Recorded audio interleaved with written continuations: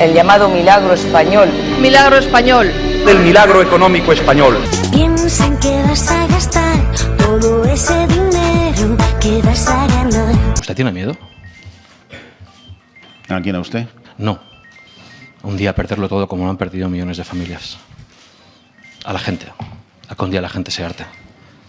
¿Usted tiene miedo? Recordo que se li ha acabat el... Hasta pronto, gánster. Don Rodrigo Rato no era una figura cualquiera. Don Rodrigo Rato era, digamos, uno de los jóvenes cachorros que tenía el señor Fraga en Alianza Popular.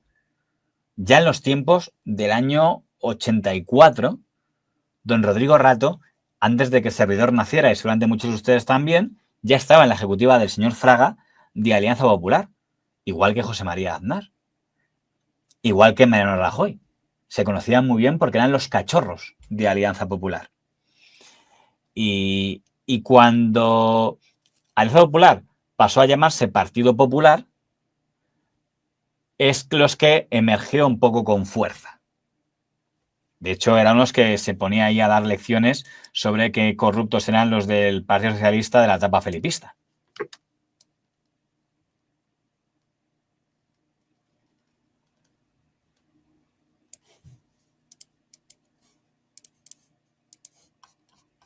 Una comisión de tráfico de influencias, una comisión de investigación.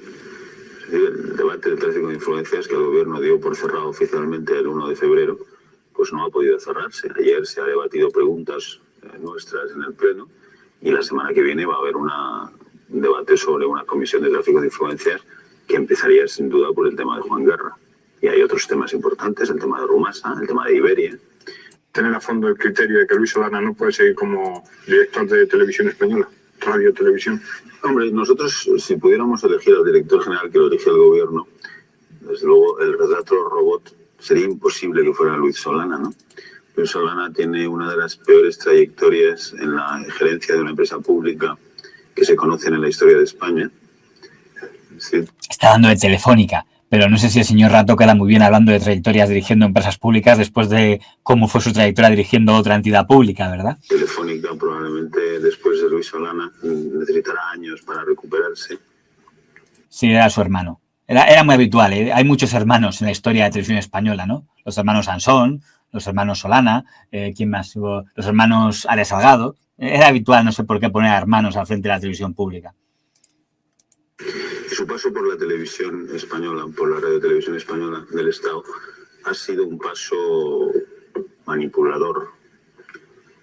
Y baste una muestra, ¿no? El debate del último día, cuando se niega a retransmitir en directo.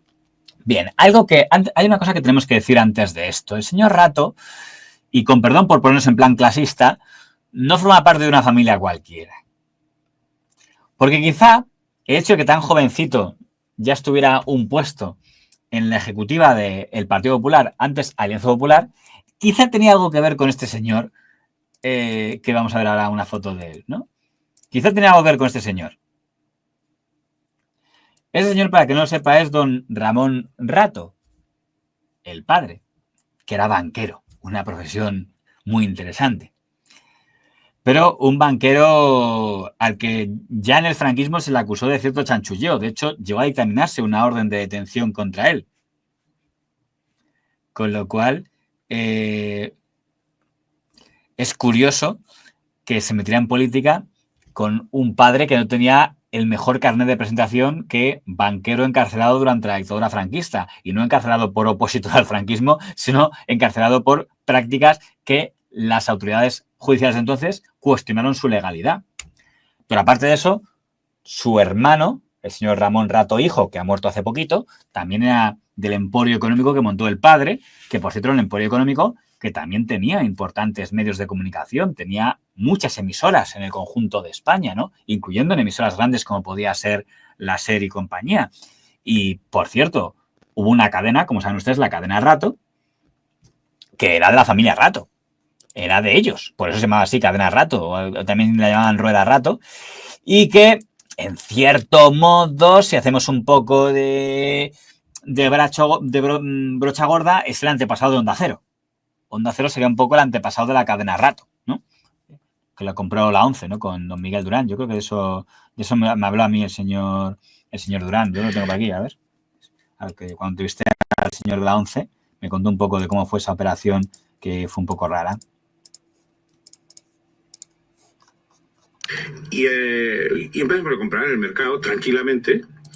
Y el 6 de octubre del mismo año, del año 89, pues me llamó el profesor Muñoz Machado, que entonces era abogado nuestro, y me dijo que don José Mario Armero quería reunirse conmigo acompañando a don Ramón Rato padre. Bueno, la finalidad era negociaciones y alguno menos pues, con el propio Rodrigo. Negociaciones. Bueno, la finalidad era sondear la posibilidad de que nosotros nos asociásemos con la cadena Rato. Empezaron esas negociaciones. Yo debo decir que tengo un recuerdo muy entrañable también del bueno de don Ramón. También luego pude compartir buenos momentos con su hijo, con Ramón Rato, hijo, y alguno menos pues, con el propio Rodrigo. Es interesante que reconozca que Rodrigo Rato participó en esas negociaciones, porque en ese momento ya era político. Quiere decir que a la vez que era político, seguía participando en cosas de los medios de comunicación de su padre, pero puedo contar más cosas. El otro día estaba hablando con una persona, supongo que no está bien que diga el nombre, pero una persona importante del Grupo Intereconomía del año 2000, digamos 2011, antes del gran hundimiento de Intereconomía, y me reconocía que la familia Rato puso bastante dinero para crear Intereconomía. Y yo dije, bueno, sería Ramón Rato hijo, ¿no? Y dice, no, y Rodrigo también participaba. A la vez que estaba en política, seguía poniendo pasta en medios de comunicación. Cada cual hace con su dinero lo que quiere, pero, en fin, puede ser más o menos ético ese tipo de cosas, ¿no? Me preguntáis aquí, dice, y Fraga, puede ser, pero fíjense, en ese momento el señor Fraga no estaba alineado del todo con los liberales del régimen. Tampoco es que estuviera con los falangistas, ¿no? Pero es que hubo una guerra. El tema del Banco Rato tenía un problema, que es que los falangistas del franquismo eran antibanca privada. Entonces tenían unas ganas terribles de hundir al Banco Rato para decir, ves, mira, así son los banqueros, todos una panda de sinvergüenzas, porque los falangistas decían que tenía que haber una banca pública. Y Fraga no es que estuviera con ellos, pero no era enemigo de ellos. En cambio, quienes estaban con Rato, los amigos del banquero Rato, eran los liberales, los del Opus Dei. Pues no, hay que fomentar a los banqueros privados, hay que fomentar a la banca privada. Entonces, Fraga en ese momento yo creo que no se hubiera hecho fotos con don Ramón Rato porque él no quería enfrentarse con los falangistas y en cambio sí quería enfrentarse con los del Opus. Yo creo que vino más después, cuando creó Alianza Popular y cuando hacía falta dinero. Es en ese momento cuando diría, oiga, don Ramón Rato, igual nuestro pasado no es el mejor, pero ahora podemos ser amigos. ¿Me ponéis aquí al niño? Pues venga, le ponemos al niño. Cosas curiosas, ¿no? Pero bueno, el señor Rato estaba ya en la ejecutiva de Alianza Popular entonces. Eso quiere decir que el señor Rato ha coincidido con todos. Con los Naseiro, con los Ángel Sanchís, con los Bárcenas, con los Lapuertas, con todos. Eso tiene que conocer a todos. De hecho, ya cuando se dio el caso Naseiro, tuvo que hablaba así del señor Sanchís. A ver qué decía. Hemos visto el programa de hoy manteniendo un dado de su grupo, señor Sanchís. Y que no pareciera Sería bueno que... Yo no he hecho esas declaraciones y he llamado a Europa Press al enterarme de lo que acababa de suceder y las he desmentido y he hecho unas declaraciones que coinciden con otras que he hecho hoy a todos los medios de comunicación a la salida de Junta de Portavoces del Congreso y que han aparecido en televisión y en Antena 3 Televisión. O sea que usted ha hecho esas declaraciones a Europa. Lucila en su público tiene un sector de extrema derecha, que es bueno que esté dentro de la Constitución, pero que no deja de ser de extrema derecha. Así que yo creo que les costará situarse centrados ni centristas. Ellos representan la derecha y, por cierto, la derecha probablemente peor que hay en Europa. Ha sido siempre así en la historia española y siguen siendo la peor derecha que hay en Europa. Es difícil no decir algo, les voy a decir. Cada vez que el señor Alfonso Guerra hace unas declaraciones aumentamos de votos. Por lo tanto, yo prefiero no comentarlas. Estoy encantado que haga declaraciones Alfonso Guerra. Creo... ¿Ya usaban este truco entonces? Lo de, sí, cada vez que nos insulta el rival subimos votos. Fíjense, yo me acuerdo cuando esto lo decían los de Podemos en su primera etapa, ¿no? Cada vez que Inda nos ataca subimos votos, ¿no? Los independentistas. Cada vez que nos atacan hay más independentistas. Pero no sabía que el señor Rato ya lo usaba. Que veo que algunos trucos son ya así de viejos. Ya en esta época se usaba lo de, cada vez que me ataca el rival subo en votos. Pues sí, ya lo usaba el señor Rato. Hace unas declaraciones, aumentamos de votos. Por lo tanto, yo prefiero no comentarlas. Estoy encantado que haga declaraciones Alfonso Guerra. Creo que cuanto más lo enseñen, más votos vamos a sacar. El problema del Partido Socialista es que a sus líderes no los puede enseñar y entonces tiene que hacer fichajes. Se refiere al juez Garzón. En este momento el señor Rato no es cualquier cosa. Es vicesecretario general del Partido Popular.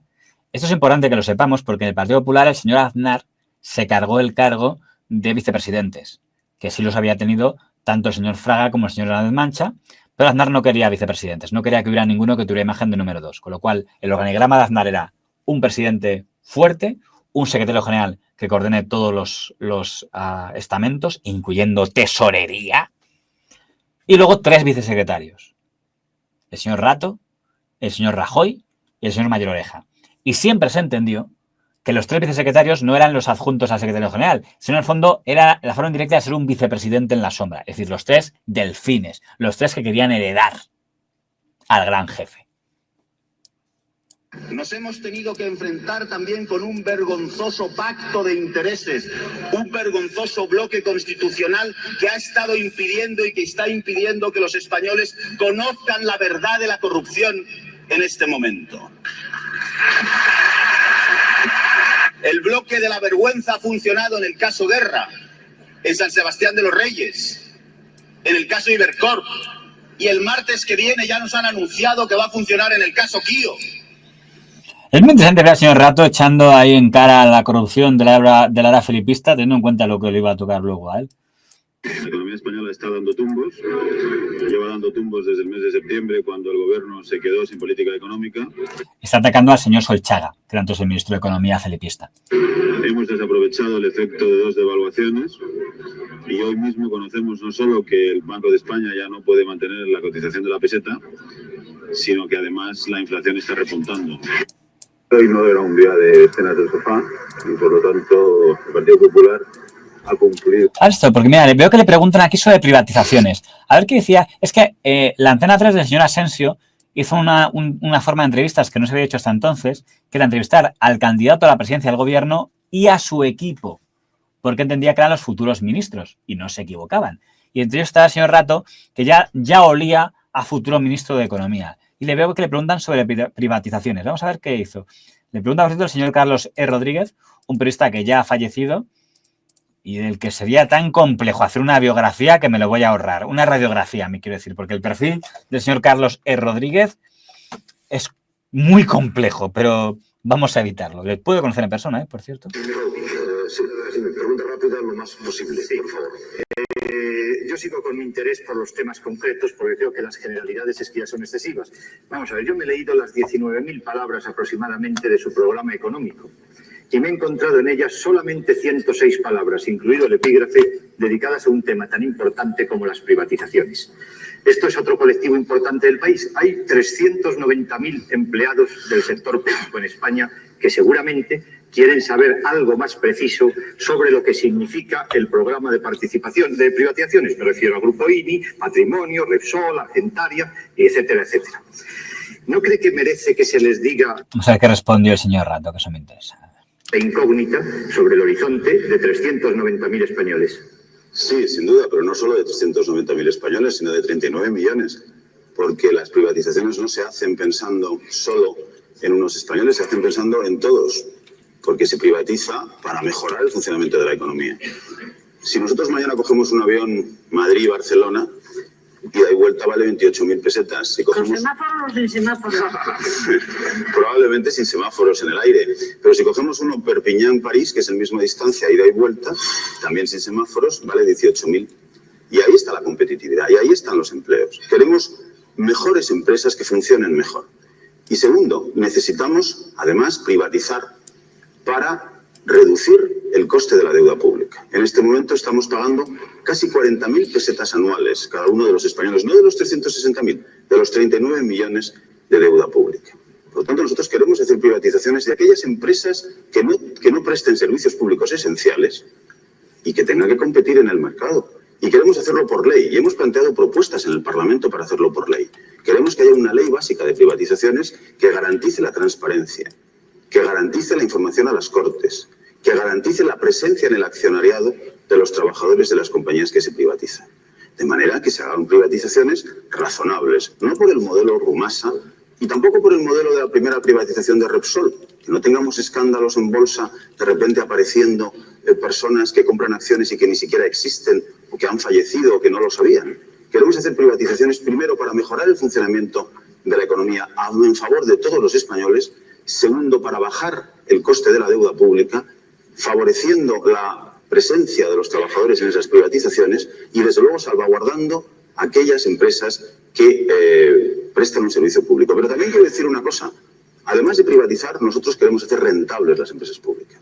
Porque lo último que hay que hacer en un país, lo último que hay que hacer es cerrar una empresa. Antes hay que hacer todos los sacrificios que sean necesarios. A lo mejor empezando por la gerencia. Bueno, vamos a hacer algunas evaluaciones de lo que ha hecho el señor Rato. Bueno, creo que ha sido más o menos sincero, no ha ocultado el plan privatizador que tenía el gobierno del Partido Popular, por siendo el señor Rato ministro de Economía. Probablemente se han hecho las privatizaciones más importantes de la historia de este país y ha citado en su pregunta el señor Carlos Rodríguez dos de ellas, Argentaria y Repsol. Falta Telefónica. Yo creo que las tres privatizaciones más importantes fueron Repsol, Argentaria y Telefónica. Y voy a decir una cosa.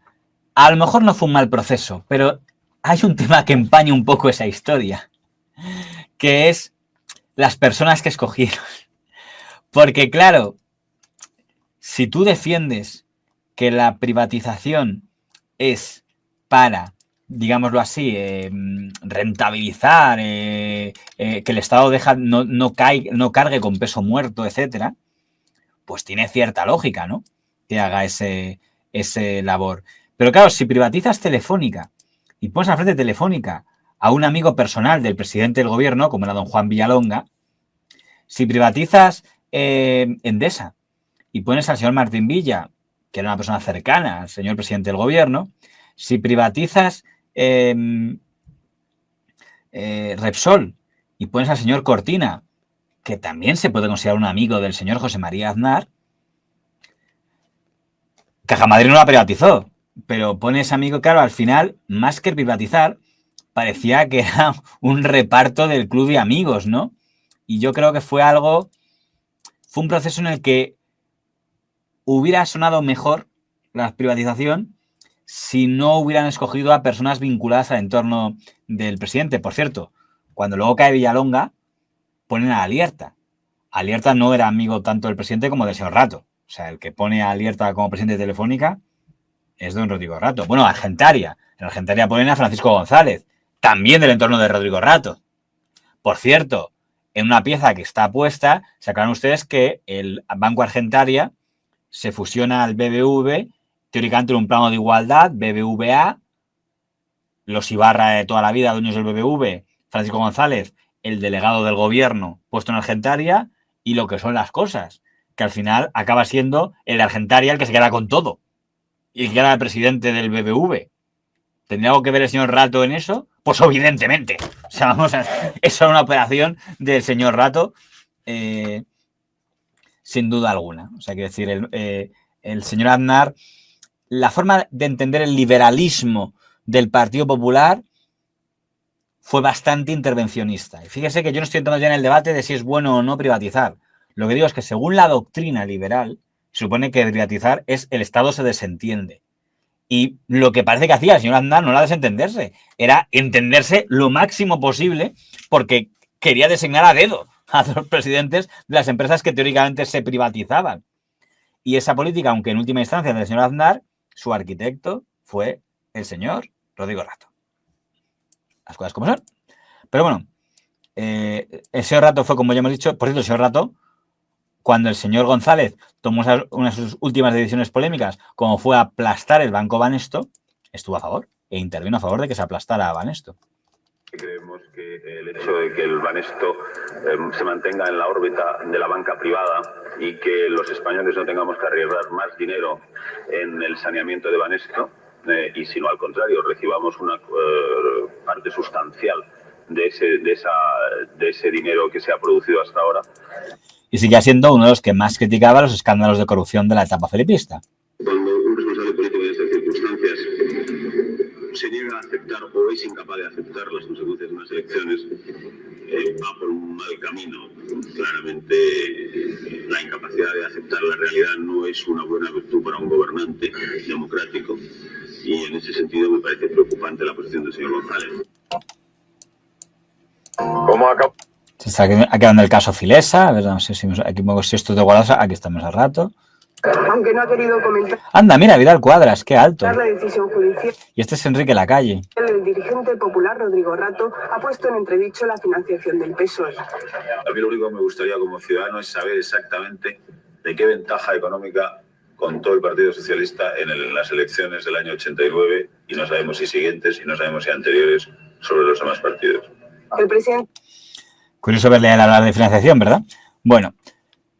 Las explicaciones que nos han dado, a mí me han dado una impresión patética. En el caso de que las crea, pues... Por cierto, una cosa que debo decirles. Don Rodrigo Rato no era solo el vicesecretario del Partido Popular, también era el hombre fuerte del PP en Madrid. Recordemos que el señor Aznar era de Castilla y León. Quien está, de facto, como presidente del PP de Madrid desde 1993 es el señor Rato.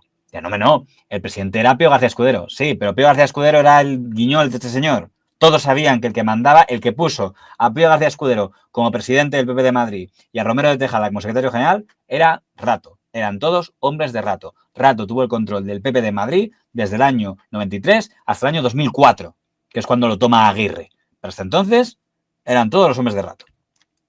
Lo que no se nos han presentado pruebas sino explicaciones.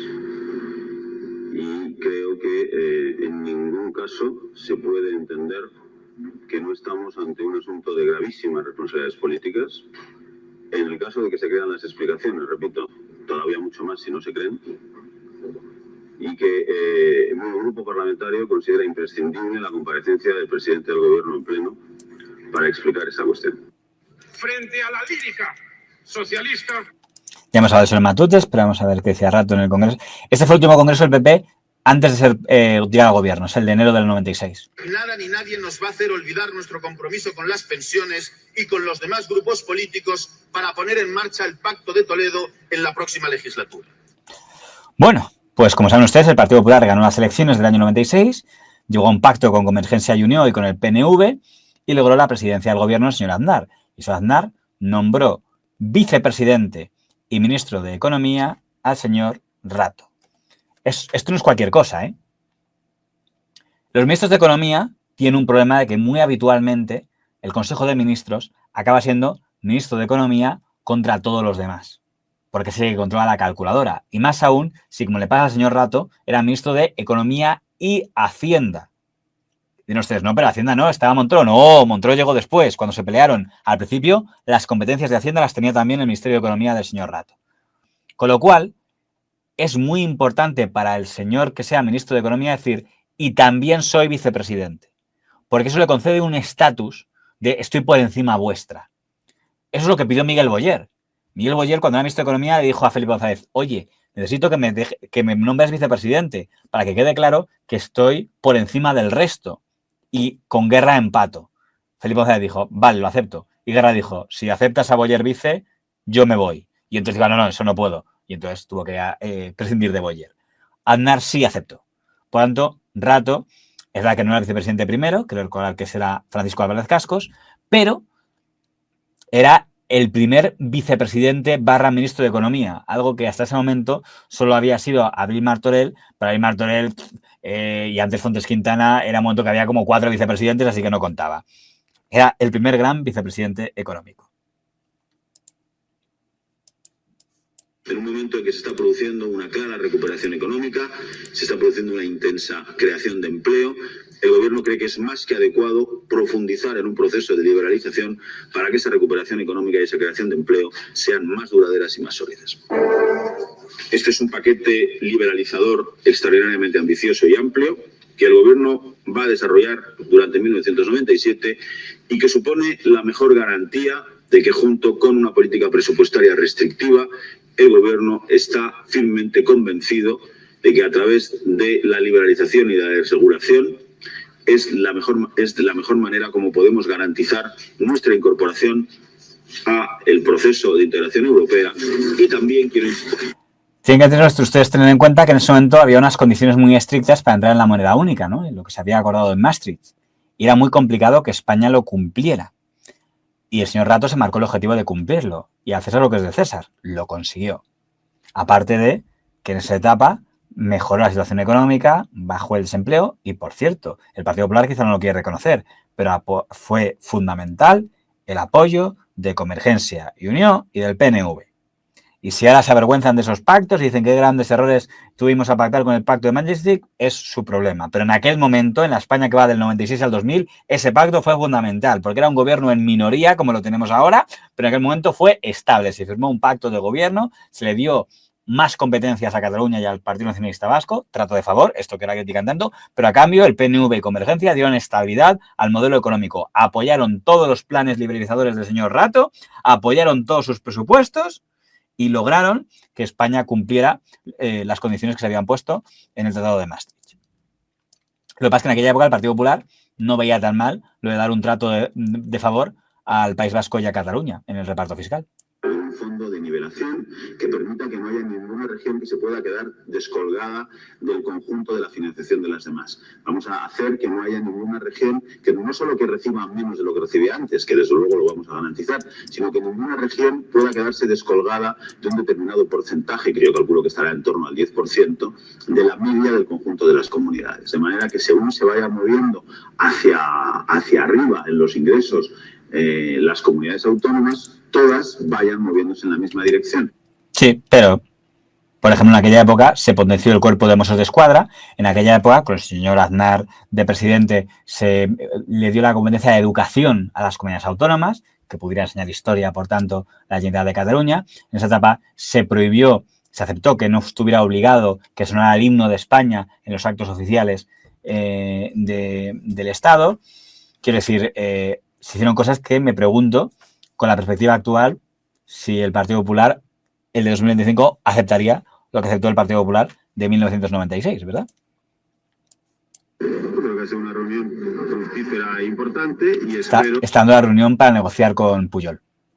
Creo que ha sido una reunión fructífera e importante y espero que podamos concretarla o desarrollarla en nuestros respectivos documentos y que esos documentos puedan dar base a una reunión importante en los próximos días, pero voy a repetir probablemente en las próximas horas el viernes. Bueno, en esta época, el señor Rato se convirtió en uno de los ministros más elogiados del gobierno Aznar. Era muy serio, no parecía especialmente gracioso ni divertido, pero era el mago de las finanzas, le apodaban. El mago de las finanzas, porque estaba consiguiendo que España cumpliera con la hoja de ruta de la Unión Europea. Estaba negociando bien las ayudas. No era solo él, había más gente. También Matutes hizo una buena gestión en exteriores. También Arenas, aunque parece increíble, hizo una buena gestión en trabajo con los sindicatos y firmó acuerdos con la patronal de los sindicatos. Y había gags con el mago de las finanzas como este.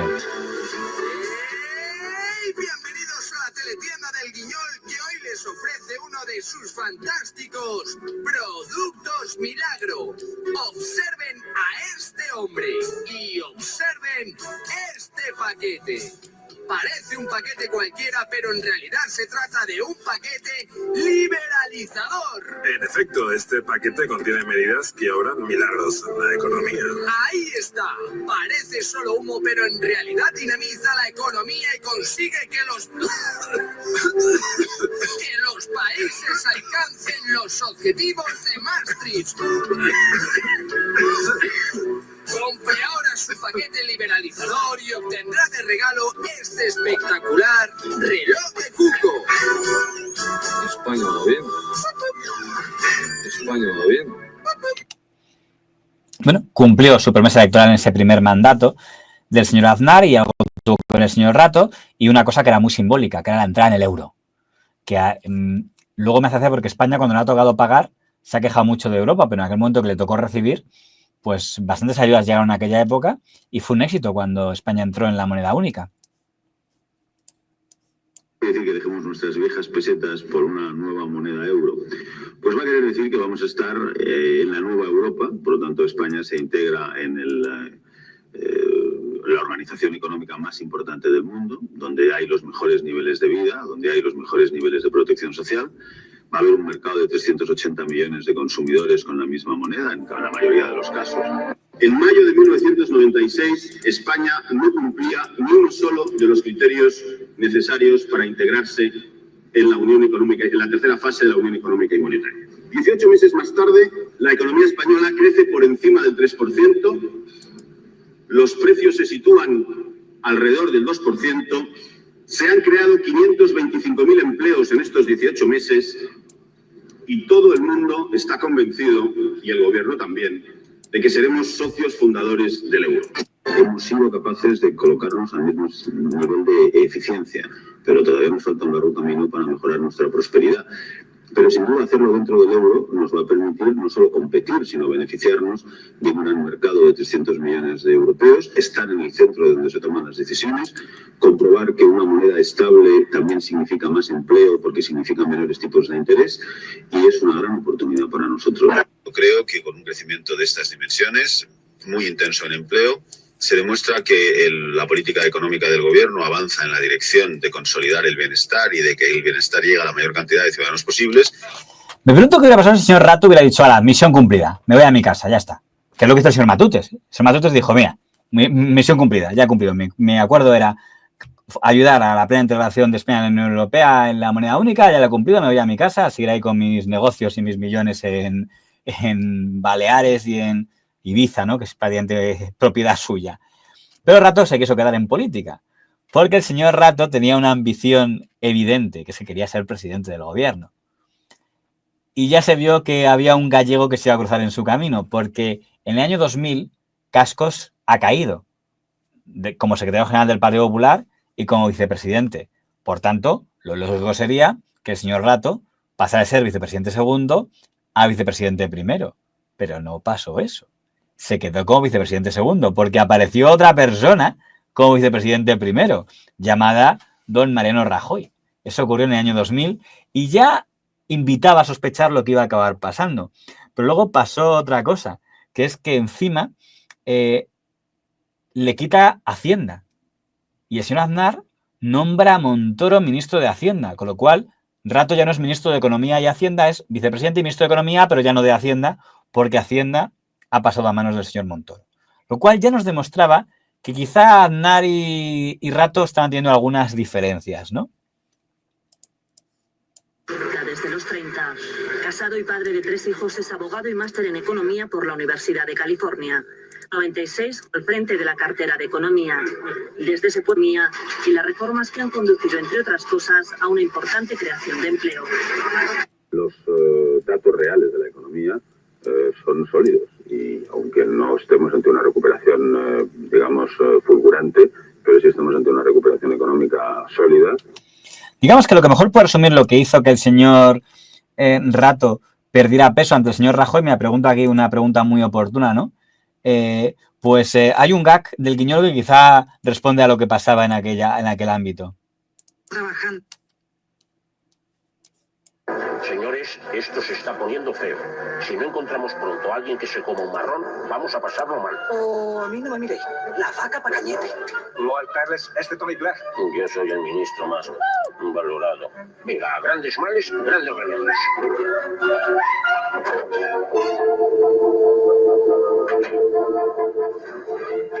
Identifiquen a todas las vacas de Gibraltar y persigan a Tony Blair hasta que escupa el huracán y que nadie haga caldo de gallina. Y maten a todas las gallinas de los Balcanes. Dime, Mariano. ¿Me has llamado tú presidente? ¿Yo? ¿Quién te ha dicho eso? Bueno, Rodrigo me ha dicho, el jefe está histérico, vete a darle un Valium. ¿Histérico? ¿Histérico yo? ¡Ja! Si todo el mundo sabe que soy el hombre tranquilo. ¡Rodrigo! Que se presente Rodrigo. Dime, vicepresidente. ¿Qué formas son esas? ¿Qué protocolo es ese? Se dice, hola, presidente. ¿Cómo he oído tu voz? Ya. No te he oído llamarme presidente. O sea, tú eres el maleducado y la culpa la tiene el presidente. No me gusta la forma que tiene de echarte la responsabilidad encima. A ver, Rodri, dejémonos de chorradas, que te llamo para algo muy importante. Tú verás. Si puedes saber por qué. ¿Por qué? Porque sube la inflación. Hombre, el petróleo, presidente, ya sabes. Ya, el petróleo. Es lo que dices tú siempre, presidente. Otra vez lo mismo. No me gusta nada la forma que tienes de echarme la responsabilidad. Bueno, esta parodia, como ven, están sacando a un Rajoy malmetiendo contra Rato ante el entorno del señor Aznar. A veces las cosas más simples pueden ser las certeras. Quiere decir, los jefes necesitan tener a gente que les haga la pelota a su alrededor, gente que sientan esto es de mi confianza. Y sea lo que fuere, el señor Aznar consideró que el señor Rajoy era de su confianza mucho más que el señor Rato. Y fíjense que hasta el señor Rato, hasta muy al final, seguía pensando que iba a liderar él. Esta entrevista es del año 2003, días antes de que se designe oficialmente al señor Rajoy como líder. Yo creo que es una gran responsabilidad, muy importante, aparte de un honor, indudablemente el más importante de los más importantes que puede. Le han preguntado si estaría dispuesto a asumir el liderazgo del Partido Popular. Yo creo que es una gran responsabilidad, muy importante, aparte de un honor, indudablemente el más importante de los más importantes que puede tener una persona. Y yo claramente he manifestado en varias ocasiones a lo largo de los últimos 10 o 12 meses que yo estoy dispuesto a aceptar lo que mi partido le parezca conveniente. Yo estoy dispuesto a aceptar lo que mi partido decida, estoy dispuesto a liderar el Partido Popular si me lo piden. Pero había pasado una cosa que tienen ustedes que recordar, que es la guerra de Irak. El señor Rodrigo Rato permitió que calara en la opinión pública la idea de que él estaba en contra de la guerra de Irak. Él no dijo estoy en contra de la intervención en Irak, pero tampoco dijo estoy a favor.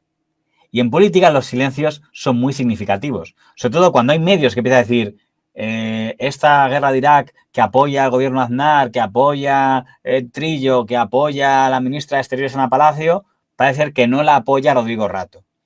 Y si cuando la prensa dice Rato no la apoya, tú no lo desmientes y dices no, perdón, yo estoy con el gobierno, si no dejas que eso es porque estás en contra. O eso es lo que pasó, o eso es lo que se interpretó. Si Rato estaba a favor, consiguió que pareció que no. Porque como nunca lo dijo públicamente y no desmintió a los que decían que estaba en contra, la opinión pública asumió que estaba en contra de la guerra de Irak. Y eso al señor Aznar probablemente no le gustó mucho. Lo único que me limito a decir es que yo, si entiendo que esa responsabilidad, si mi partido considera que yo la tengo que aceptar, yo la acepto. Pero eso no es decir que yo sea para nada esté aquí haciendo de... ¿Cómo la aceptaría? Si su partido... Con todas las consecuencias. Pero con ilusión o más bien con susto y entrega abnegada. No, o sea, no se puede ser presidente de gobierno ni en la política. La entrega abnegada es una parte de la función pública, yo la reivindico, pero también es imprescindible la ilusión y es imprescindible la capacidad de liderazgo. Es decir, estamos hablando de un puesto que sobre todo lo que tiene es capacidad tiene que tener un componente altísimo de liderazgo. Puede que tenga un componente de sacrificio, pero sobre todo tiene un componente de liderazgo. Y se dice muchas veces y es bueno repetirlo.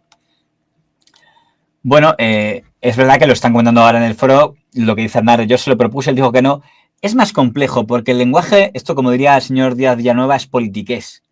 Cuando alguien te dice, ¿tú te estarías dispuesto a aceptar? ¿A ti te gustaría aceptar? O sea, no son preguntas, cuando los políticos dicen, le dije si quería y no es una pregunta tan fácil, no es decir, tú quieres ser mi sucesor, es como decir, oye, ¿a ti te apetecería si yo te nombrara? Oye, ¿tú estarías dispuesto? Según como lo digan, dices, espera, tengo que decir que sí o que no, porque a veces digo, creo que no, entonces sí. Al final, como es una cosa de dedazo, no es tan fácil saber lo que Aznar pretendía y cuándo había que decir que sí y cuándo había que decir que no. De hecho, la SER dijo que iba a ser Acebes. ¿Qué tal? Buenas tardes. Ángel Acebes. Ángel Acebes es el favorito para ser el sucesor de José María Aznar al frente del Partido Popular. Ya saben que Aznar nos tiene acostumbrados a las sorpresas, pero como decimos, y según ha sabido la cadena SER, la cúpula del Partido Popular maneja su nombre, el de Ángel Acebes, para su... Pifia monumental a la cadena SER con esta primicia. ¿Saben su historia? Que dicen que fue don Florentino Pérez. Que don Florentino Pérez oyó algo en el palco y dijo, esto es bueno, voy a llamar a mi amigo Antonio García Freras, que es otro del director de informativos de la cadena SER. Dijo, oye, ¿qué vas a hacer? Acebes. Pero digo, lo contamos. Y al día siguiente Rajoy. Estas cosas curiosas que le pasan. Pero bueno, el único que se dio creer fue el propio Acebes. Pero bueno. Rato, cuando cae el PP... Yo creo que todos los que hemos podido verla hemos apreciado No solo la calidad de la infraestructura, sino el hecho de que es una autopista dentro de una... Cuando cae el gobierno del PP, el señor Rato es de los menos marcados. O sea, cuando cae el señor Aznar, su imagen política está destrozada tras el 11M. La de Rajoy tocada por su derrota electoral. La de Acebes hundida por 2 líneas de investigación. Pero Rato no. Porque el señor Rato es alguien que es visto como este era el que discrepaba. Este era el que no le gustó lo de la guerra de Irak. Por tanto, era alguien que caía bien. Y por eso cuando el señor Rato es propuesto para presidir algo tan importante como el Fondo Monetario Internacional, el gobierno socialista lo apoya. El nuevo gobierno del señor Zapatero apoya que Rato sea elegido presidente, no es presidente, máximo responsable del FMI, y ese era el punto de máximo prestigio. Recordemos que controlar el FMI es casi una autoridad de jefe de Estado. ¿Para qué lo vamos a engañar, no? No puedo decir que no sea una satisfacción personal, pero no hay que exagerar los debates mediáticos sobre ciertas cuestiones. Esta es una decisión que tomarán los gobiernos de muchísimas decenas, casi cientos de países. Y como he dicho en otras ocasiones a lo largo de estos días, la posición de España es que sea un candidato europeo. El presidente José Luis Rodríguez Zapatero ha recibido a Rodrigo Rato. Es la primera entrevista del director gerente del Fondo Monetario Internacional con el presidente del gobierno. Rodrigo Rato y Rodríguez Zapatero han repasado la situación económica en Europa y Latinoamérica. Sobre nuestro país han hablado de la financiación de la sanidad y de las comunidades autónomas y ayuntamientos. Rodrigo Rato, que participa en la reunión del Instituto Internacional de Finanzas, ha recomendado una reforma del mercado laboral para mejorar la competitividad de la economía española. La necesidad de mantener una política de estabilidad presupuestaria y de superávit en estos momentos, de profundizar en las reformas que doten de mayor capacidad y dinamismo al mercado laboral, de avanzar en cuestiones relacionadas a medio plazo con el sistema de pensiones, y el Gobierno nos ha manifestado claramente cuáles son sus planes en estos ámbitos. Parecía que ese Rato había llegado a lo más alto. Al Rato, en ese momento, podía ser comparado con un Solana, ¿no? Solana, otra figura que también había logrado más popularidad casi fuera de España que dentro, ¿no? Más prestigio internacional que dentro. Y alguien, el señor Solana, que como el señor Rato, también soñaba con ser presidente del gobierno sin conseguirlo, ¿no? Y entonces, pues Rato dimitió. No terminó su mandato y eso fue un tanto extraño. Hay 2 teorías con este tema del señor Rato. La teoría de la ambición de no nos quería estar cerca de España porque me parecía que Rajoy no iba a durar mucho, iba a caer y quería volver yo la figura de prestigio para recoger y reasumir el liderazgo de la derecha española, o podía ser que hubiera algún chanchulleo que no querría que se descubriera. O igual que se aburría en el FMI, vaya usted a saber. ¿Qué es esto que tengo aquí guardado? Guardo cosas que no sé ni lo que son. ¿Qué es esto de Leo Bassi? ¿Está Rato por aquí? Ah, sí, que esto es muy antiguo, esto es 2004 y esto yo creo que está mala fecha, de cuando fue Leo Bassi con los de Crónicas Marcianas a reventar un mitin de Rato.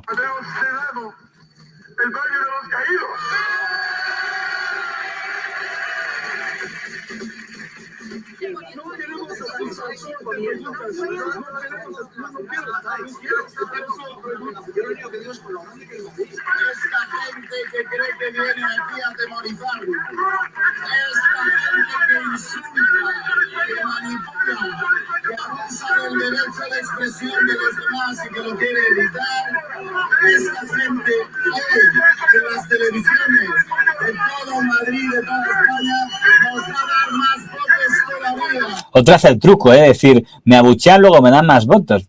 No sé si el hecho de ser abucheado por Leo Bassi te daba votos, pero bueno, veo que ya estaba el truco de si me abuchean me da más votos.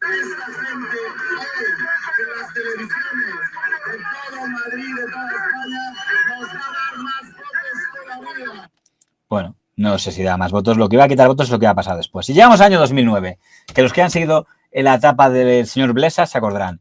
2009 es cuando cae Blesa, porque doña Esperanza Aguirre había querido que fuera presidente de Caja Madrid, su amigo don Ignacio González. Pero había otro plan. El señor Rajoy no quería que el señor Ignacio González fuera presidente de Caja Madrid, porque eso era entregarle el control de una capacidad de créditos importante. Caja Madrid era pasta, y al señor Rajoy no le apetecía que ese poder lo tuviera Esperanza Aguirre. Y hay que decir que Esperanza Aguirre lo había hecho muy bien en el sentido de que había pactado con Tomás Gómez. O sea, era un pacto de Esperanza Aguirre y Tomás Gómez para quitar a Blesa y poner a Ignacio González. Y Tomás Gómez lo había aceptado. Pero Rajoy dijo, ya está, Rato. Si pongo a Rato como candidato alternativo, Esperanza Aguirre y Tomás Gómez no van a poder decir nada, porque Rato es el mago de las finanzas. Rato es el tío, un referente del milagro económico español del año 2000, de la entrada en Maastricht. Y bueno, la operación salió bien y el señor Ignacio González se quedó con las ganas de ser presidente de Caja Madrid. Vamos un poco, pero hubo operaciones, ¿eh? Y Cobo, que hoy está por ahí en tertulias, estuvo en la operación de que Rato fuera presidente de Caja Madrid. Señor Aguirre, Caja Madrid, anunció que don Ignacio González, ficha suya, sería el nuevo presidente de Caja Madrid. Algo que el Grupo Prisa, archienemigo de la señora Aguirre, debía evitar a toda costa para evitar que Caja Madrid tomara medidas contra su endeudamiento. Colocó en portada, al día siguiente del anuncio de la señora Aguirre, el diario El País colocó en portada a su principal ficha dentro del PP, don Manuel Cobo, vicealcalde de Madrid, que lanzó desde el periódico de Prisa un ataque visceral contra la señora Aguirre. El señor Cobo definía a su compañera de partido como una depredadora con tácticas nazis o estalinistas, con una actitud de vómito. Aquella portada se convirtió en la agenda del día, dando una imagen de división total en el Partido Popular que forzaría a intervenir al presidente del partido, imponiendo a don Rodrigo Rato como presidente de Caja Madrid. Lo que ella dijo, y aún discrepando de lo que decía, a nadie le motivó que le dijeran: vas a ir al Comité de Conflictos y Disciplina del partido. A mí sí me lo han dicho. A mí me gustaría preguntar al diario El País si la razón por la cual está dispuesta a hacer el ridículo de esta manera tiene que ver o guarda relación con ablandar el corazón a alguna entidad financiera. Lo único que tiene una entrevista de las cajas es el titular. El resto de la entrevista no se refiere a las cajas. No se refiere a la caja. Es 2 páginas de descalificaciones personales, pues se produzcan encima contra un compañero del partido, en este caso compañera, a la que hace un año, tanto el que hace la entrevista como el que la avala horas después, apoyaban de manera entusiasta a la presidenta del partido. Por su parte, los medios afines a doña Esperanza Aguirre querían que se hiciera con Caja Madrid para tener más posibilidades de créditos. Las injurias de Manuel Cobo contra Esperanza Aguirre. Cobo merece respeto por su valentía y honradez. Y además se ha puesto al lado de Rajoy en la medida en que arremete contra Esperanza Aguirre. Según él, lo que están haciendo Aguirre y los suyos con Rato es de vómito. Y como es de vómito, pues sencillamente el vicealcalde vomitó. Hay políticos que vomitan, efectivamente, políticos que se reafirman en el vómito. Por ejemplo, Ayarón, cuando apoya a su segundo, a Manuel Cobo. Yo no creo que haya en ninguna sola de esas expresiones cosa distinta de lo que ha caracterizado y caracteriza a Manuel Cobo, que es su profunda lealtad a nuestro partido, al Partido Popular. Trata de injurias atribuidas al vicealcalde de Madrid. Cualquiera diría que a Gallardón y no a Cobo. Provocación abierta de Ruiz Gallardón, porque Cobo es el peón de Ruiz Gallardón. Le ha tocado el turno a Alberto Ruiz Gallardón, ha lanzado a su número 2 contra Esperanza Aguirre y contra medio Partido Popular, a los que ha comparado con los nazis, los comunistas. Medio Partido Popular no, contra el Partido Popular de Madrid, sección Esperanza Aguirre. Y los fascistas los ha llamado hipócritas, chantajistas, cobardes y patriotas de pacotilla. Esto hace dudar del equilibrio mental, no solo del zafio y disparatado vicealcalde, sino también del alcalde. Llamó ayer particularmente la atención haciendo zapping en estas televisiones del TDC, con cadenas como Libertad Digital, la cadena del Mundo o la cadena Intereconomía. Esperanza Aguirre tiene un apoyo mediático impresionante. En la televisión del Mundo, Pedro J., que tiene un parlamento diario, dijo prácticamente que Ocobo, al que llamó zafio directamente, que Ocobo era no reconvenido, sino prácticamente expulsado del partido, o sino que el que tenía que irse era Rajoy. Si Génova no pide el cese de Cobo, será porque Rajoy también forma parte de la ofensiva para liquidar a Aguirre. Lo que básicamente está protegiendo a Cobo no es Gallardón. Lo que está protegiendo a Cobo es el desplante de Esperanza Aguirre. Vamos, que Mariano Rajoy se encuentra ante otra oportunidad para ejercer su autoridad al frente del partido y expulsar a Cobo. Esta mañana, cuando leí las declaraciones de un tal Cobo, pensé que a media mañana sería cesado. A media mañana lo que hizo Gallardón fue confirmar que no solo le apoya, sino que además ratifica sus declaraciones. Por tanto, pensé que antes de la hora de comer, la secretaria general del Partido Popular iba a llamar a Gallardón a decirle: señor alcalde, usted ya no es alcalde por parte del Partido Popular.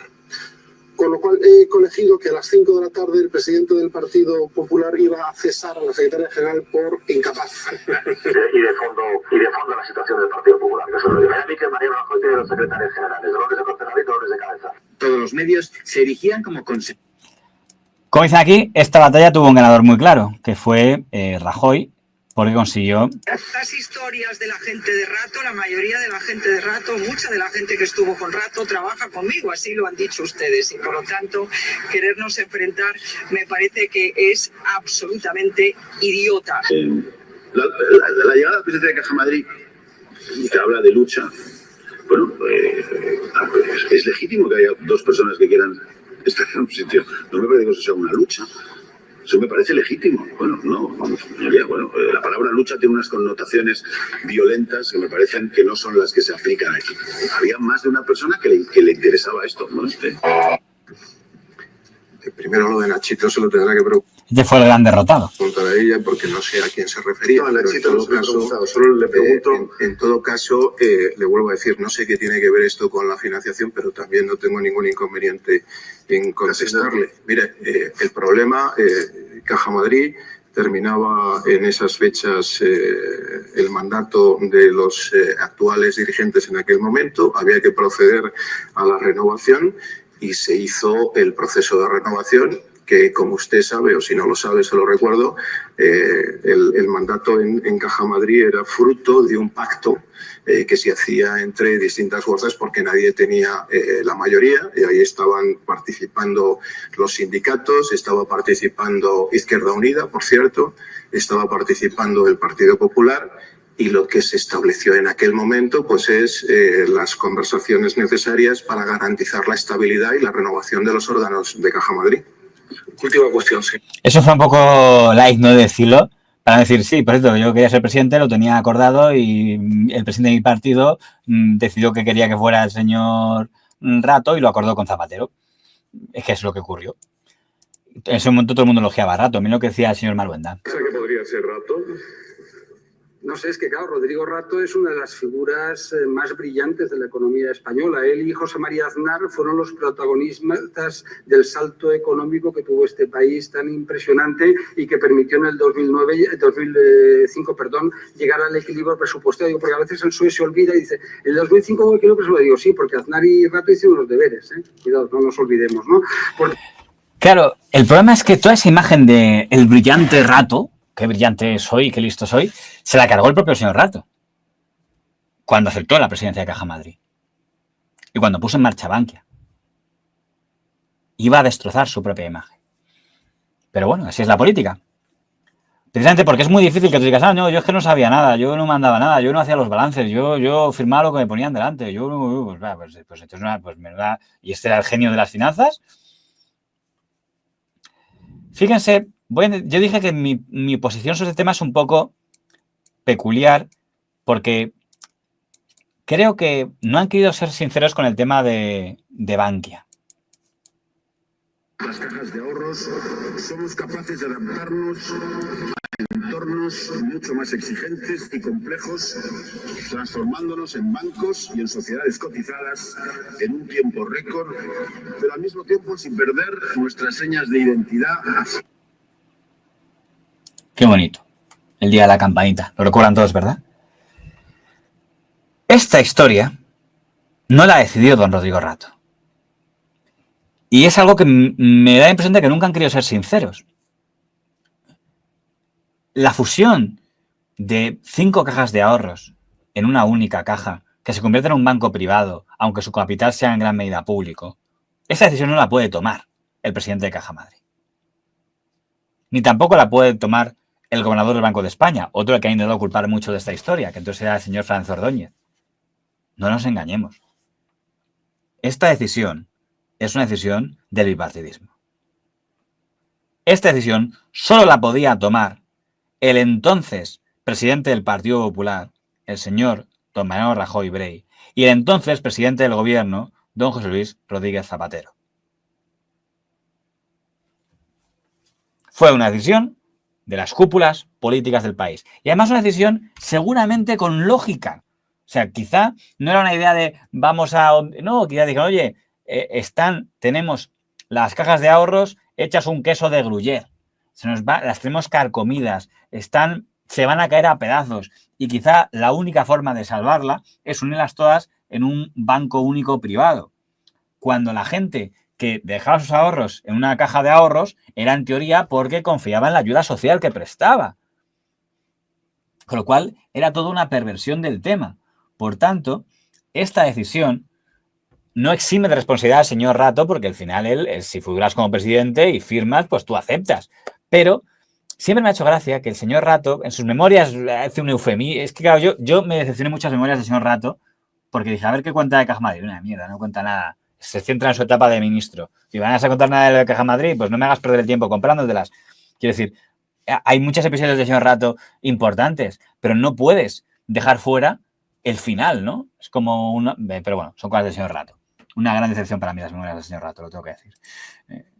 También las del señor Rajoy me parecieron muy malas y muy pobres, pero en el caso del señor Rajoy creo que reflejan al personaje. Aunque Rajoy sí habla del final.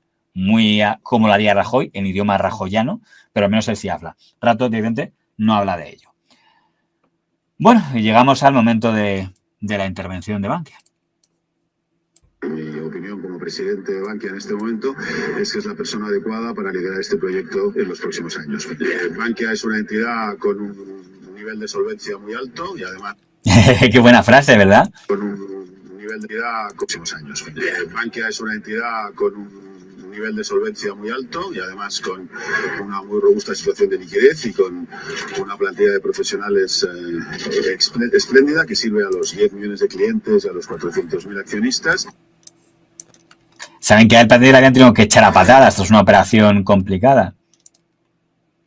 Nuevo presidente tras forzarse la dimisión de don Rodrigo Rato. Pues muy escandaloso en su momento, de 3 millones de euros. Acuérdense ustedes. Dice que el tópico que cada vez que hay que arreglar un problema con la banca hay que llamar a un vasco. Una vez más, el tópico se cumple, ¿eh? Eso lo dice por don Alberto Sáez, que fue el que asumió la presidencia de Banesto cuando se cargaron al señor Mario Conde, o por el señor Golzarri, que es el que asumió la presidencia de Bankia cuando se cargan al señor Rato. Hay que arreglar un problema con la banca, hay que llamar a un vasco. Una vez más, el tópico se cumple, ¿eh? Debe ser con la secuela de negocios de Deusto. Hombre, lo que pasa es que algunos van a construir una larga tradición de industrial y financiera, ¿no? Y particularmente en el caso de Beri Golzarri, que ha estado muchísimo. Bankia es una entidad con un nivel de solvencia muy alto y además con una muy robusta situación de liquidez y con una plantilla de profesionales espléndida que sirve a los 10 millones de clientes, a los 400.000 accionistas. Como usted sabe, hemos tomado la decisión de nacionalizar un importante banco español, Bankia. De las pérdidas de valor que ustedes han tenido en sus inversiones en Bankia en los últimos meses, las cuales lamento profundamente. Pero debemos mirar al futuro. Al margen de la crisis, pronto se empezó a especular con que la dirección de Bankia podía haber cometido delitos si había falseado las cuentas. Tenemos la satisfacción del deber cumplido. Creíamos y creemos que los partidos políticos no somos sino un instrumento al servicio de los ciudadanos y en este caso hemos sido el instrumento, el vehículo, insisto, para sentar ante los tribunales, para sentar en el banquillo a todos los responsables de Bankia. La formación política Unión, Progreso y Democracia, UPyD, llevó a los tribunales tanto al señor Rato como al Consejo de Bankia.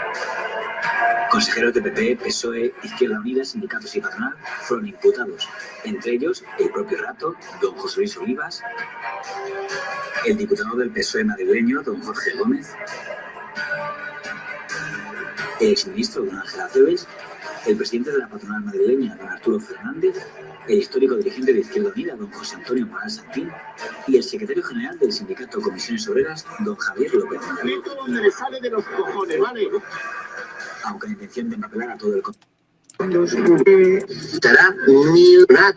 Sí, estás encantado de que cuánto 2 euros. Estarás encantado No con sé la... quién se sorprende. Entonces estarás encantado que haya nacionalizado Bankia, claro. Sí, como si aquí se... No, yo no. Yo lo que no estoy es encantado de que exista Bankia. Ya. Porque antes de que la nacionalicen, o antes de que haya que poner 20.000 millones de euros, a alguien se le ocurrió juntar todo lo que juntó. Alguien hizo esta mierda. A mí me gustaría saber quién ha hecho esta mierda. O sea, tú pides comparecencias y explicaciones. Mierda que se hace, la gente tiene que dar no solo explicaciones, que tampoco estaría mal, y que no se piden, sino responsabilizarse por ellas. Aquí es cuando yo digo que, claro, hacer un juicio contra el Consejo de Administración de Bankia para el tema de la salida a bolsa de Caja Madrid, a mí me pareció que era desde el principio un sinsentido, en el sentido de que eran unos peleles, eso sí, bien remunerados, pero no lo decidieron ellos, se decidió por encima. Lo que pasa es que, claro, no van a sentarse en el banquillo Rajoy, Rubalcaba, Zapatero y Fernández Ordóñez, pero fueron ellos los que lo decidieron. Y a lo mejor lo hicieron con buena intención y no sabían que se iba a estafar, pero quiere decir, los consejeros están ahí básicamente a cobrar. Es lo que hacían. Y mira, yo estoy a jubilar, yo estoy aquí para cobrar, básicamente. Por cierto, rato antes de dimitir, le presionaron, él no quería, ¿eh? Y ojo, ¿quiénes fueron? Tuvo que reunirse con Emilio Botín, todopoderoso Banco Santander, Francisco Rodríguez, su antiguo amigo del BBV, Isidro Fainé, de la Caixa, que dicen, Rato, lárgate, que el primer paso para salvar lo que podamos de los ahorros, porque hay que recordar que la intervención de Bankia salvó los depósitos, se hundieron los accionistas, lo perdieron todo, pero se salvaron los depósitos, fue gracias a la intervención.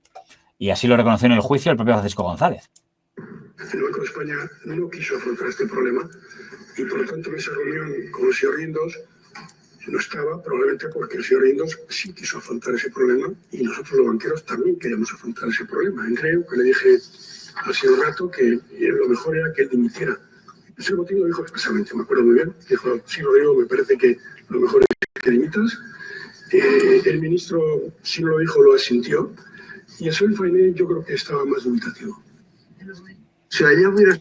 Es muy importante esta confesión que dijo Francisco González en el juicio, porque imagínense lo que es Botín, Francisco González y Fainé diciéndole a Rato, lárgate, y apoyado por el gobierno del Partido Popular, el gobierno de Montoro y de Guindos, porque Montoro y de Guindos estuvieron a favor de cargarse al señor Rato porque su gestión había fracasado. Él no había montado Bankia, pero era el que estaba responsable del barco, y si el barco se hunde es porque la culpa ha sido tuya. Insisto, aunque su gestión de Caja Madrid pudiera ser bien intencionada, mal intencionada, pueda ser vaga, yo no hacía nada, es aquí cuando el Partido Popular decide que Rato es un peso muerto. Y cuando viene una famosa foto, que es lo que llaman aquí lo tiene él diciendo. De papeles y carpetas, Rodrigo Rato ha respondido durante más de 4 horas a las preguntas de la Fiscalía. En un tono duro y cortante, el expresidente de Bankia cargaba toda la responsabilidad al Banco de España. Nuestras tripas las conocía el Banco de España perfectamente, tenía 15 personas fijas ahí. Y las de Bancaja, igual. En esta primera sesión, centrada en la integración de las 7 cajas de ahorro que dieron lugar a Bankia, el expresidente ha insistido en que desde 2010 había una comunicación constante con el supervisor. Asegura que este y el FROB fueron quienes decidieron una fusión de esa magnitud. Es que nos decían lo que teníamos que hacer, pero es que esto está en las actas. El Banco de España nos decía, haz esto, haz aquello, y si en un momento hacíamos algo que no le parecía bien, nos decía que no.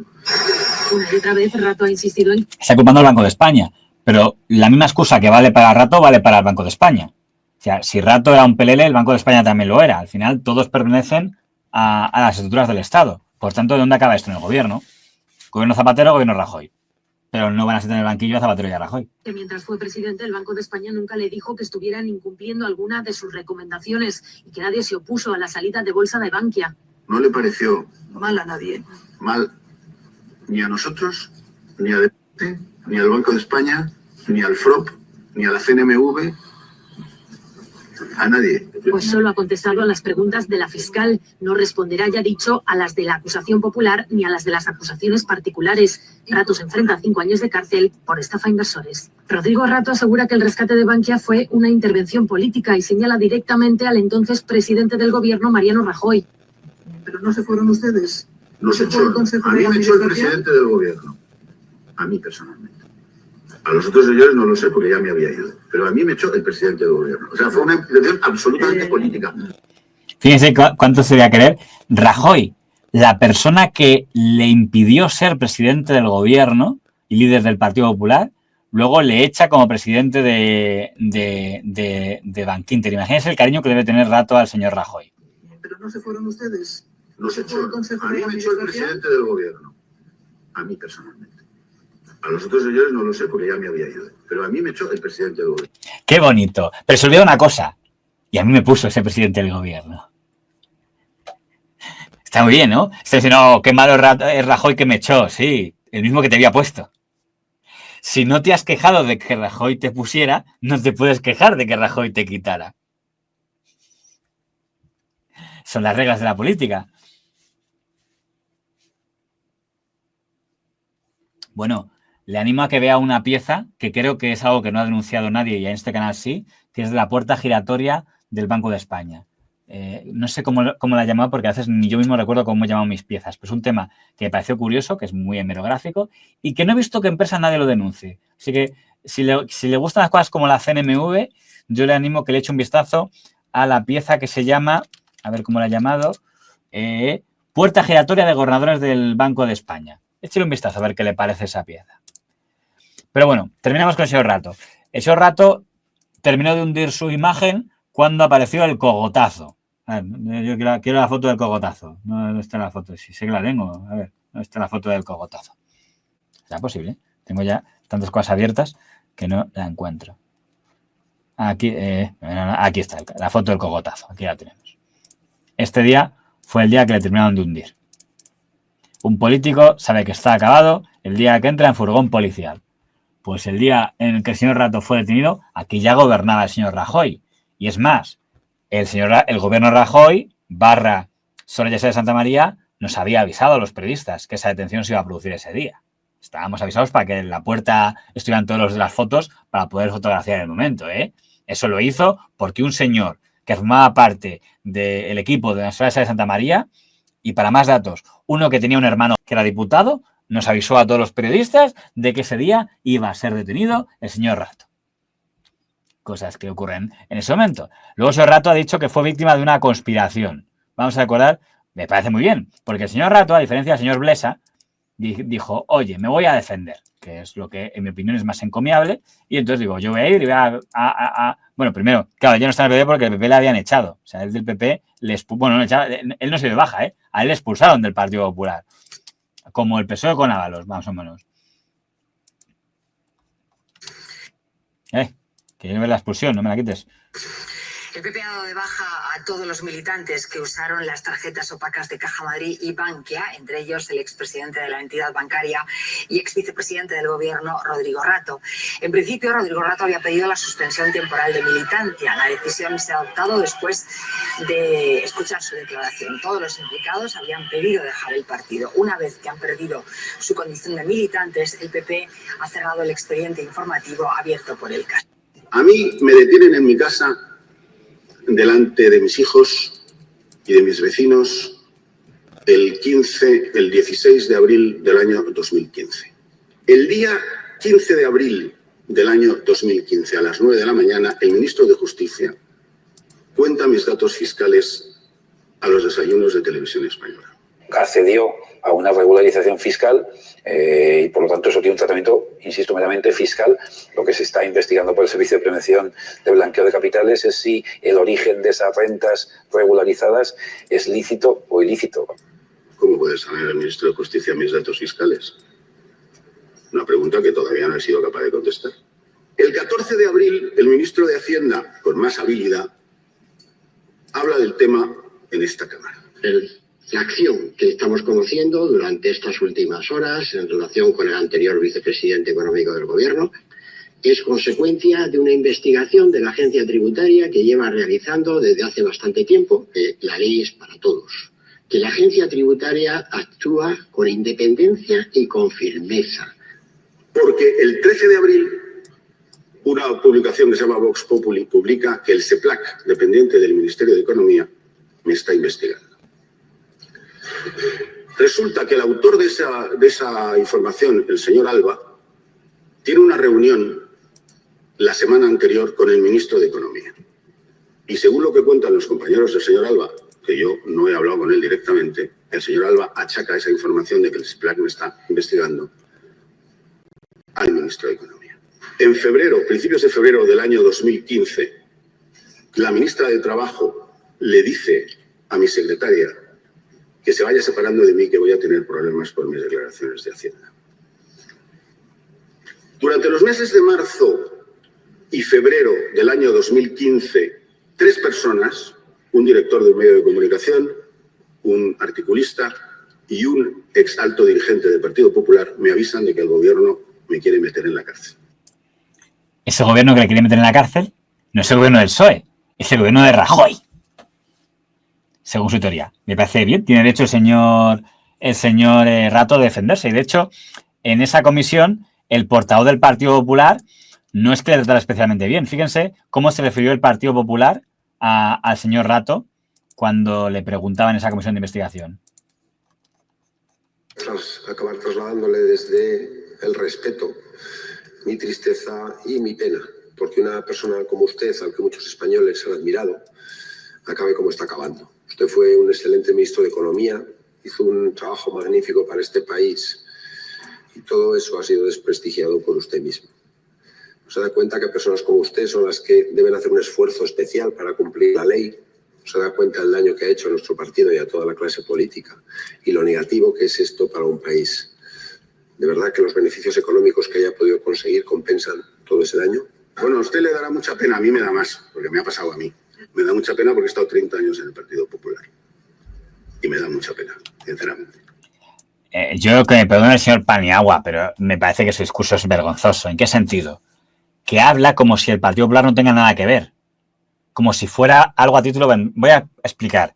Si don Rodrigo Rato resulta que en su vida privada tiene un negocio de tráfico de caniches, puede decirle, bueno, qué vergüenza, usted la imagen que tenía y por su vida privada, por enriquecerse traficando caniches, se ha desprestigiado. Y tendría lógica, pues oye, en un tema personal ha hundido su imagen. Pero repito, Bankia no fue una creación de Rato. La estafa que pudiera haber, si la hubo, aunque no se ha aprobado judicialmente, no fue cosa del señor Rato. Ni siquiera las tarjetas Black son cosas personales del señor Rato. Él es corresponsable porque se benefició de ello, pero no es el que lo diseñó. Y si el Partido Popular no quiere reconocerlo, vale, pero está muy bien. Juguemos a contar mentiras. No voy a insistir más en este tema, pero me parece que es una trampa. En fin. En el juicio tampoco es que el señor Rato se demostró especialmente correcto en las formas. No fue exquisito en las formas en todo momento. Estamos ocupados desde hace mucho tiempo. No, si no son ustedes los que nos tienen ocupados. Los que nos ocupados son estos señores. Pero vamos a ver, estamos celebrando el juicio y... Ya, bueno, sí, pero oiga... A ver, señoría, el apuntar directamente, al menos a esta acusación, creo que se nos debe el debido respeto. Bueno, y lo reclamamos en esta... Vamos a ver, no vamos a entrar en discusiones. El respeto se gana. Señor de Rato, no. Y después de 9 años, yo tengo el respeto... Que no vamos a entrar en discusiones aquí. Bueno, pues muy bien. Pero vamos a poner a cada cual en su acusado le falta respeto, yo no me parece. Estos diálogos en un juicio no proceden, no es el Congreso de los Diputados, lo he dicho antes. Es verdad que el señor Rato no es juez, pero bueno, tiene una autoridad de alguien que ha ocupado cargos institucionales y tendría que saber que no puedes dialogar ni replicar en una intervención en un juicio. No es un lugar para que haya ese tipo de diálogos, pero bueno. En fin, también supongo que cuando llegas a la edad que ha llegado tras lo que ha vivido, dice, me da igual todo, que me acusen de desacato. Pero bueno, como saben ustedes, el caso Bankia acabó con todos absueltos. Los partidos independentistas están satisfechos. 9 años después, la Audiencia Nacional absuelve a los 34 directivos de esa entidad, entre ellos el expresidente Rodrigo Rato, y recuerda que la operación contaba con el visto bueno de los supervisores. La Audiencia Nacional echa abajo los argumentos de la Fiscalía contra los principales acusados por sus premisas, dice, huérfanas de pruebas y con total carencia de precisión, inconcreciones y vaguedades sobre el quién, el cómo y el cuándo de los supuestos indicios de delito sobre la elaboración del folleto de salida a bolsa. Nuestras decisiones fueron contrastadas y las tomamos en consonancia con esas posiciones del regulador supervisor. Es que creo que es verdad. Que ahí, yo no creo que esté mintiendo aquí el señor Rato, creo que es verdad. Me hace gracia lo único porque destroza su imagen de mago de las finanzas. Y al final, no, yo era un mandado, si yo solo era un pobre mandado. Digo, pues qué imagen más débil. Pero me lo creo. Sí, es verdad, Opide, no sé. Qué mala uva tiene algunos. Bueno, sin embargo, ¿qué problema tiene el señor Rato? El señor Rato me dice, ¿ves? Era inocente. No tan inocente. ¿Por qué? Absuelto del caso Bankia, absuelto de la salida a bolsa e incluso de momento no ha sido condenado por la posibilidad de que pudiera tener dinero sin declarar a su familia. Está un pendiente, pero sí tiene una condena y en firme, que es por las tarjetas Black. Fue muy oportuno para el gobierno Rajoy que apareciera ese caso, porque debían intuir que el caso salida a bolsa de Bankia iba a ser muy endeble. Y yo creo que el señor Montoro, que estaba muy al tanto de los temas de Hacienda, y el señor de Guindos, que había puesto a Goligolzarri, cuando dijeron, digo, no, hay que separar esto, porque el caso Bankia va a ver cómo queda. Pero si nos ceñimos a este caso, que es tan concreto como un segundo sueldo que no pagaba retenciones, por tanto, que se pagaba en negro, no es que se pagara en negro, porque el dinero no era negro, era que una parte de ese dinero tenía que retribuir. Por tanto, se estaba robando objetivamente esa cantidad que no era retribuida. Por tanto, aquí va a caer. Y sí, Rato cayó por el caso de las tarjetas Black. Rodrigo Rato tiene muy cerca la cárcel. El Supremo ha confirmado hoy su condena de 4 años y medio de prisión que le impuso la Audiencia Nacional por las tarjetas Black. Alfonso Pérez Medina, ¿qué tiene pensado hacer Rato? Rodrigo Rato está muy tranquilo, todavía no conoce los detalles de esa sentencia, va a analizarla con sus abogados en las próximas horas. Banco Malo tenía que haberse creado mucho antes y que eso fue un error, bueno, como muchos errores que se cometen. Oiga, tenía sus ventajas y sus inconvenientes, no era una operación fácil. Pero en mi personal opinión, y lo dije entonces, mucho antes de ser responsable de Caja Madrid, era lo que hacía falta, aparte de la reforma de las cajas de ahorros, que era urgente. Y ahí, bueno, pues no solo los gobiernos son responsables. Yo también tengo esta impresión, de que el señor Montoro tuvo bastante que ver con el hundimiento del señor Rato. Que no hay nada como matar al padre. Yo no soy un político delincuente, señor, no se lo puedo consentir. A mí me acusan de unas remuneraciones no legales, que yo sostengo que son legales. Pero yo no era político. Mire usted, yo he sido 30 años político y nadie me ha acusado de nada en esos 30 años. O sea, que no le consiento a usted que me acuse. Usted me puede acusar, dice que estoy condenado. Tiene usted razón. En una sentencia recurrida tiene usted razón. Pero no como político. Entonces, yo seré el compareciente y usted la diputada, pero usted me está insultando. Y no se lo puedo consentir. Otra vez, esa foto que ha enseñado usted del primer gobierno, pues es consejero a la media hora siguiente. Bueno, ese fue el fin del señor Rato. Yo sí considero que el tema de las tarjetas Black fue un caso, no voy a decir que era una operación, porque operación sería si fuera mentira y era verdad, pero sí me pareció que fue un caso buscado, sobredimensionado, porque veían que era más fácil conseguir una condena por eso que por todo lo demás. Pero en todo caso, los que estaban siendo juzgados, que se han dedicado a decir, no, es que nosotros no sabíamos que no se pagaban las retenciones, ¿cómo íbamos a saberlo? Un exministro de Economía y Hacienda, como el señor Rato, un exsecretario de Estado como el señor Ponga, ¿no sabían que tenían dinero en negro? Si no lo sabían, hay una responsabilidad por no saberlo. Como se dice, saben lo que dice la ley, ¿no? El desconocimiento del incumplimiento de la ley no te exonera de no saberlo. Por tanto, esa condena no podemos decir que no sea justa, aunque jugáramos a creerles. Por tanto, así se hunde la carrera del mito del mago de las finanzas. A la porra. Una cosa que conviene recordar en el caso de las tarjetas Black es que hubo gente que evitó la cárcel por devolverlas. Cuando estalló el caso de las tarjetas Black, hubo una serie de personas, voy a decir los nombres, Arturo Fernández, uno de ellos, el presidente de CEIM, el señor Cuceiro, también de CEIM, que le dijeron, ¿cuánto es el dinero que tenemos que haber pagado en retenciones? Tanto, lo integro ya mismo. Y gracias a eso evitaron la prisión. Tiene una condena, pero en vista que han devuelto el dinero robado, no hay prisión para ellos. Rato, Ponga y compañía no quisieron hacerlo. Porque dijeron, me niego a devolverlo, porque si lo devuelvo sería reconocer que he robado y yo no lo quiero reconocer. Enhorabuena a los abogados. Si a mí me hubieran preguntado, seguramente yo les hubiera dado la razón, porque soy idiota. He dicho, pues tienes razón, haces bien, no lo devuelvas. Estupidez mía. ¿Acertaron quiénes? El abogado de Arturo Fernández, el abogado de Couceiro, que dijo, devuélvelo ya mismo, di la cantidad que sea y reintégralo inmediatamente. Y por eso Arturo Fernández evitó la cárcel. Y Couceiro evitó la cárcel. Y Moral Santín no la evitó. Porque Moral Santín, porque Rato, porque no quisieron devolverla. Porque estaban convencidos de que no, eso no es culpa mía, yo no sabía, con lo cual yo no voy a... Bueno, pues todo un ministro de Economía, todo un exdirector general del FMI a prisión. Porque el gran mago de las finanzas desconocía que... ¿No le pareció raro lo del sueldo adicional? Bueno, ese era el señor Rato. Así se habla, como tenías la fama de ser el mago de las finanzas y acabas siendo peor que las manchas que tenía tu padre. Porque si o peor, lo que ha acabado Rato acabó peor que su padre. Su padre fue detenido, pero al menos no tuvo condena. Él sí. Y habrá que ver, si no tiene otra, si acaba siendo el tema de lo de la Hacienda. Y olvidamos los momentos en los que era el tipo al que aquí tiene su gran amigo. Oh, qué grandes amigos eran, ¿verdad? Pues nos despedimos con esto.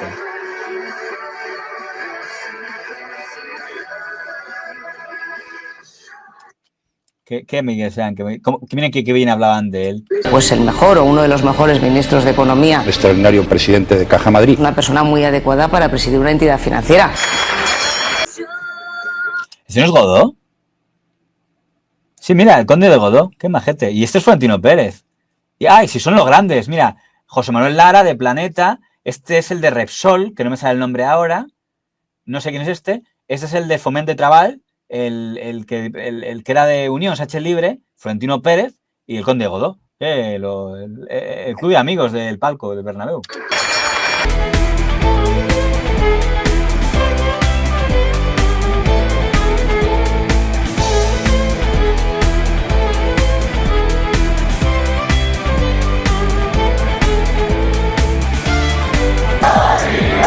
Rodrigo.